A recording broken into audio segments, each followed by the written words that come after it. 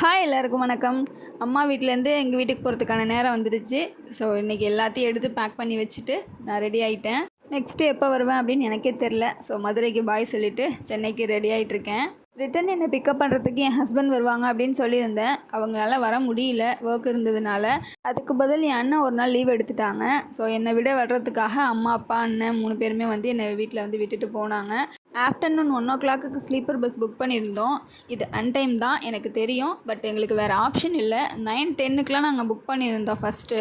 அது வந்து எங்களுக்கு கேன்சல் ஆகிடுச்சு. என்ன ப்ராப்ளம்னே தெரில. 9:10க்கு ஃபஸ்ட்டு புக் பண்ணியிருந்தோம். நெக்ஸ்ட்டு 11:15க்கு புக் பண்ணியிருந்தோம். எல்லாமே பஸ்ஸு கேன்சல்னே வந்துடுது. ஸோ 1:00க்கு போட்ட பஸ் மட்டும்தான் எங்களுக்கு அவைலபிளாக இருந்தது. ஸோ அதில் ஏறி நாங்கள் எல்லோரும் ட்ராவல் பண்ணி வந்துட்டோம். நாங்கள் வரும்போது பயங்கரமாக வெயில் அடிச்சுது. அதுவும் மதியானம் 1 மணிக்கு வேறு.